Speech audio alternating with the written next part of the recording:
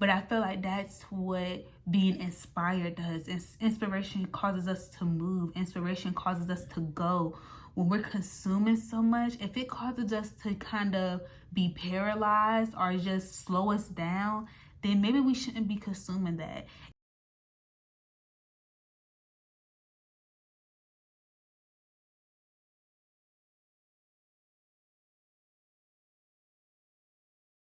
Hey y'all, Joyful Monday. My name is Anissa and welcome to Journeying with Jesus. Today I am not coming to y'all with a poem. I feel very relaxed and kind of very chill right now. I don't really have any notes. I'm just going to speak and I hope that God just speaks through me.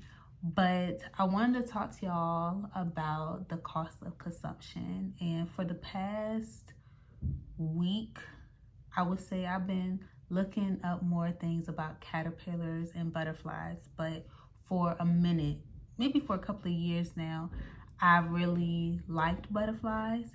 And since I was a kid, I liked caterpillars. I was the type of kid that used to find bugs. I liked bugs.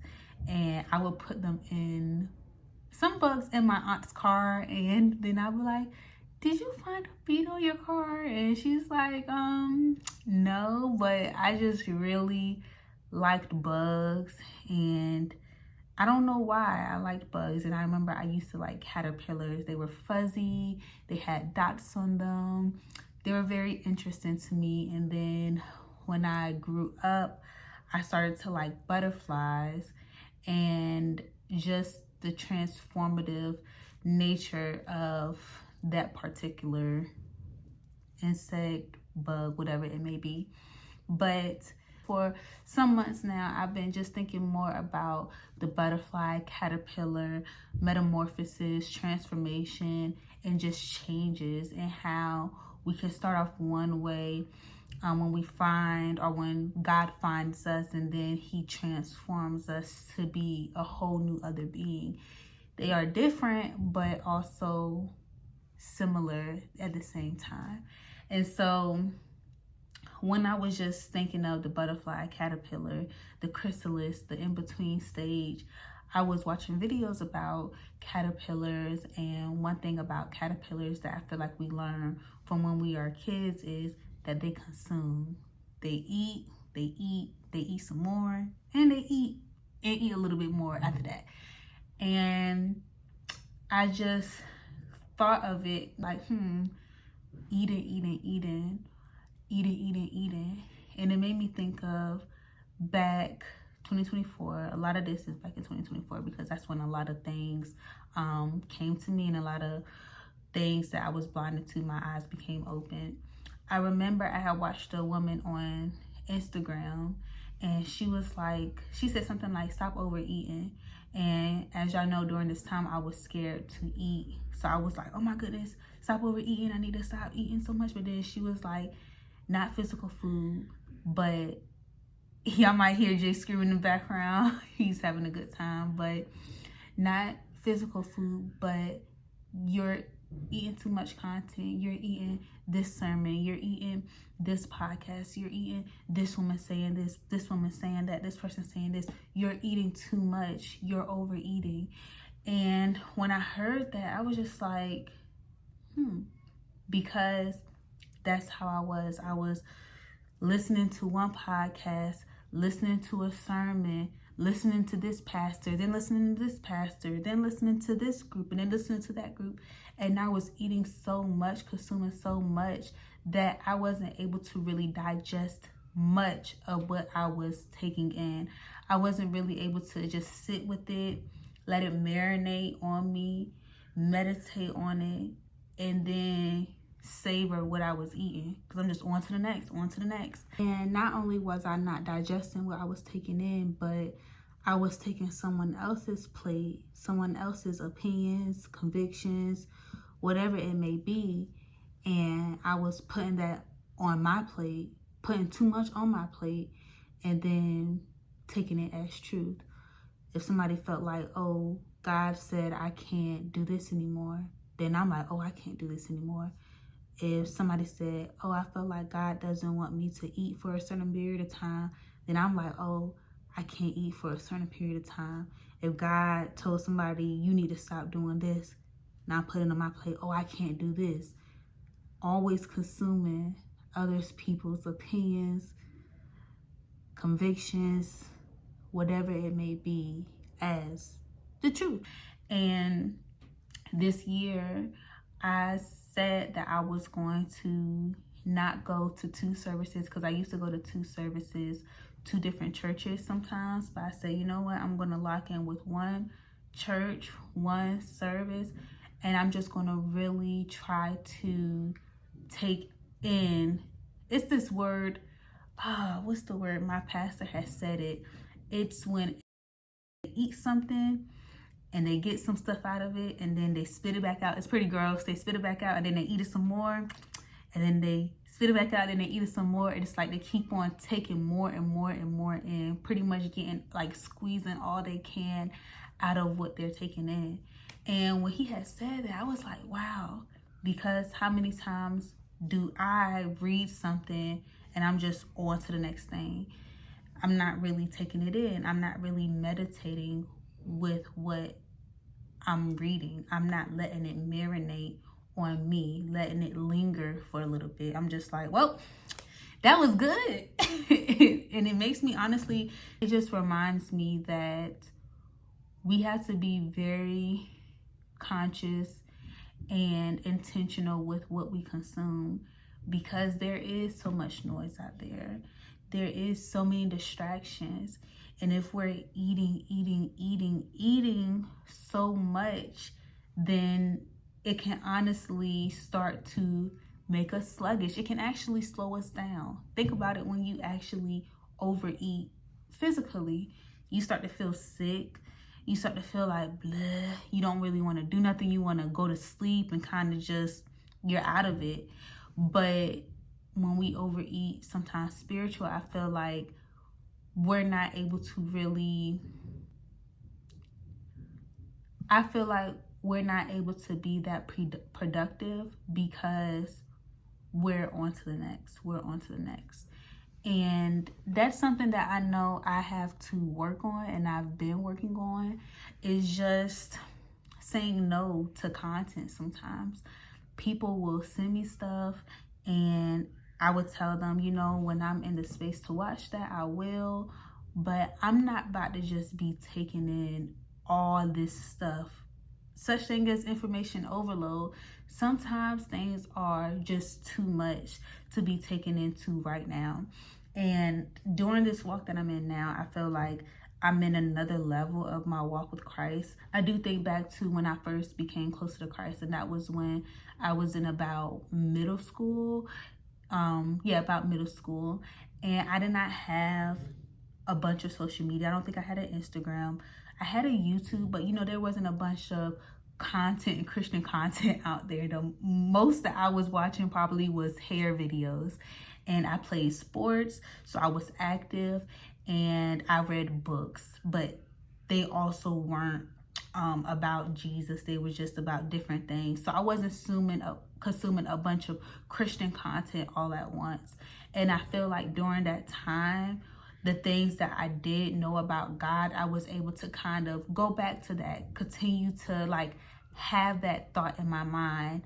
Okay, this is what the word says. Even if it was just one verse, I was able to hold on to that and have it to carry me for a minute, because I wasn't just like on to the next, on to the next, on to the next. And I think sometimes we want to consume a lot because it's just like we want to know more information. We want to know more things. We have that hunger and that desire to just want to know more. But also we have to ask ourselves, what are we doing with the things that we already know? Are we really taking it in? Tongue twister. Are we really carrying it out? And if we're not doing the most with the word that we have already, why rush to the next word? So yeah, that's where I'm at right now. You know, it's sometimes it makes me like, dang, when I have to say no to certain Bible studies or certain groups and things of that sort. But I want to be able to just focus on one thing, you know. I don't want to be a jack of all trades, but a master of none. No, I really want to lock in with one thing at a time and take it in.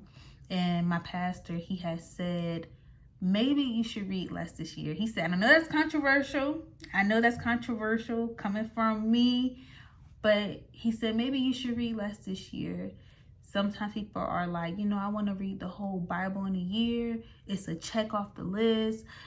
I know I'm guilty of it. I want to complete this plan every day, check off the list.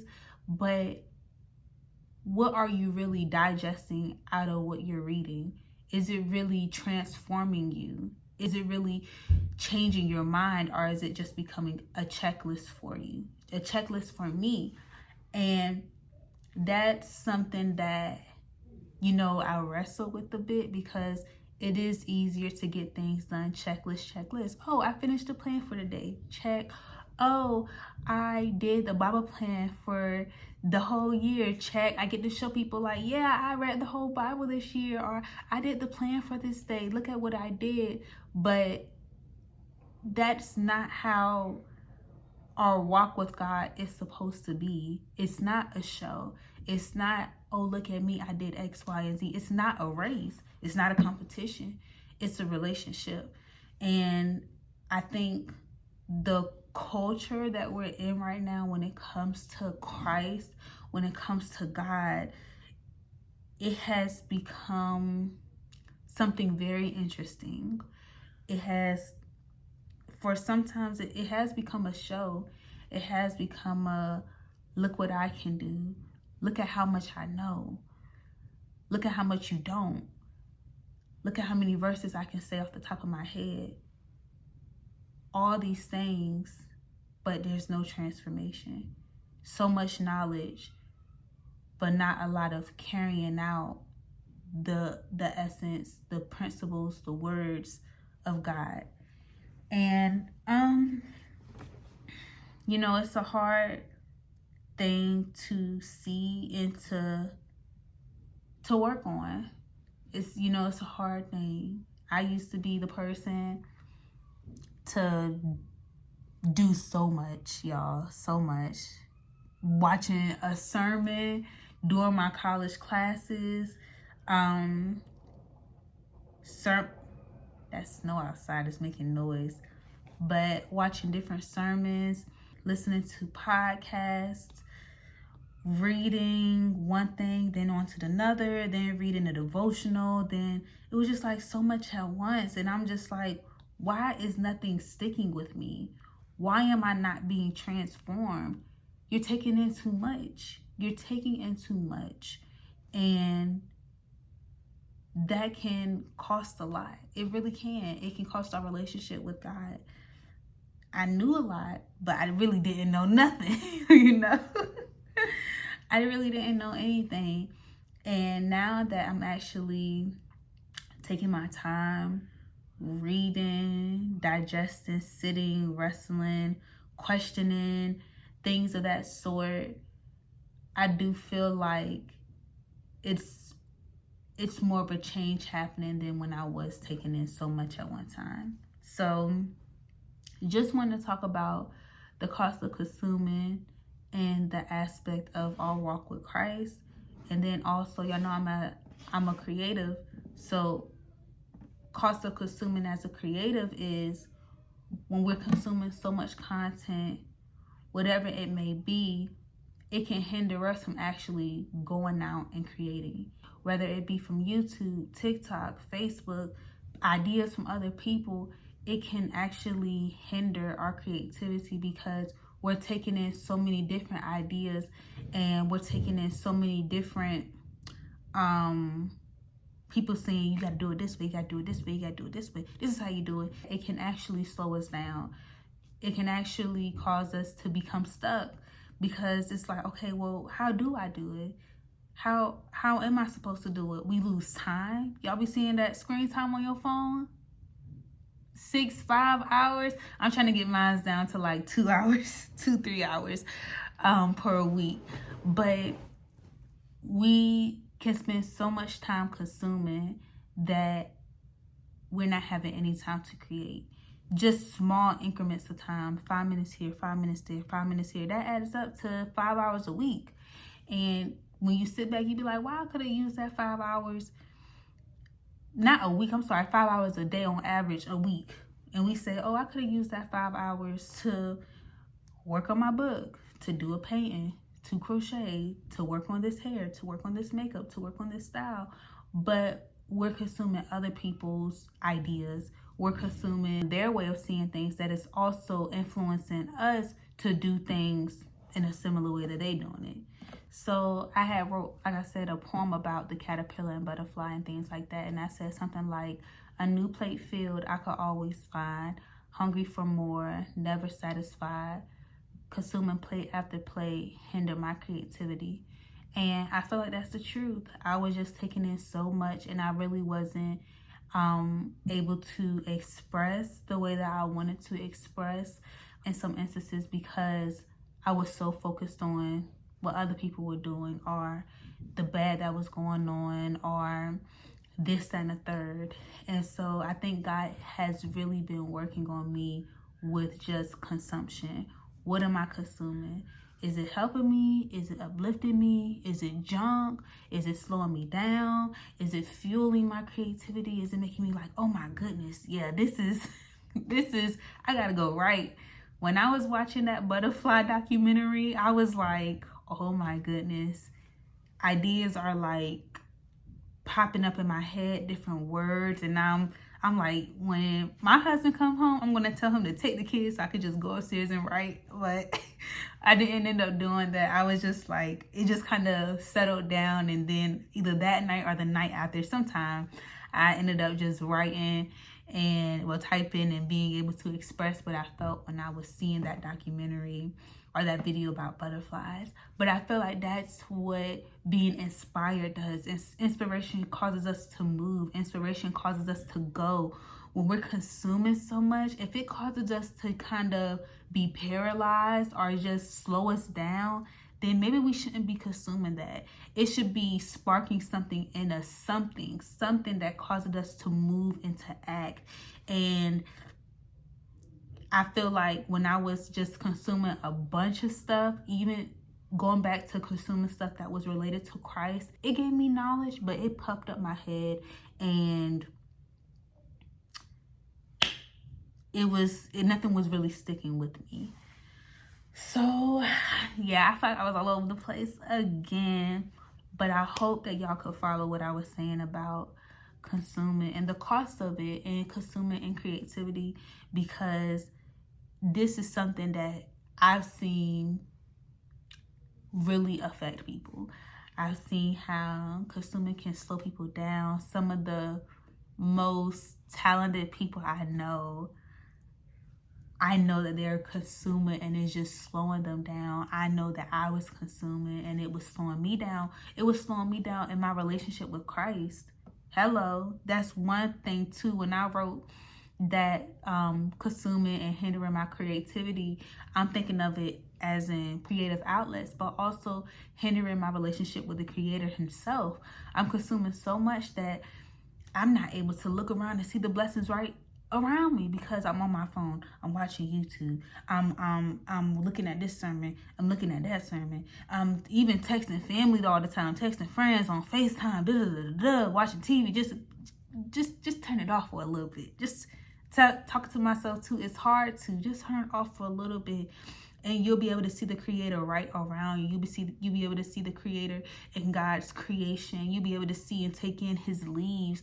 You'll be able to take in the beauty of, for me, seeing Him in my kids. Like, God, you made my kids. You crafted my children in my womb. Like, you know them for real, and just building that connection with my phone being off. And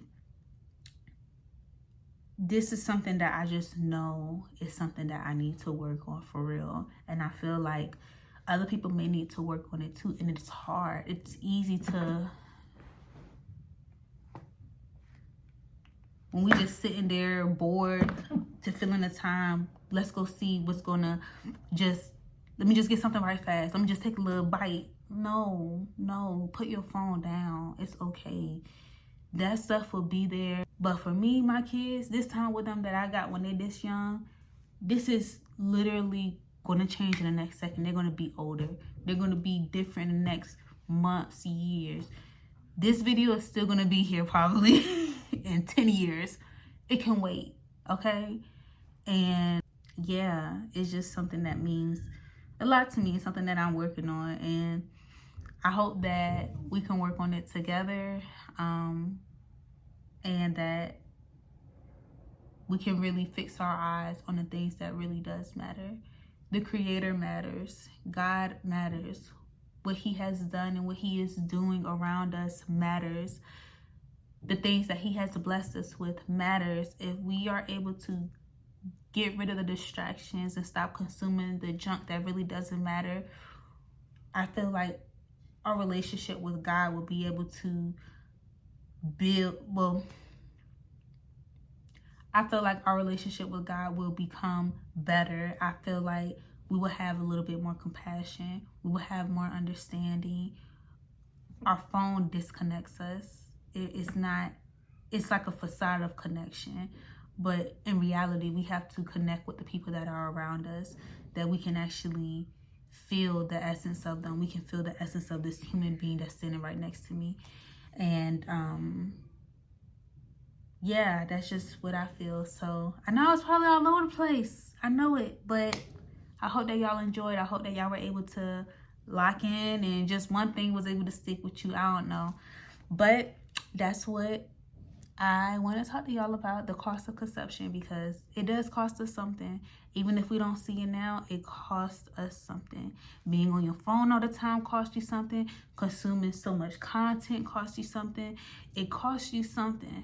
It costs you, and I feel like it costs having real compassion, real feelings in the relationships around us. And last thing, I remember when I was younger, I didn't have social media like that. I think I just had music, and I'll be rolling in the car and I would just look outside and look at the trees. Look out the window, just look at the trees and just really like, wow, I like trees.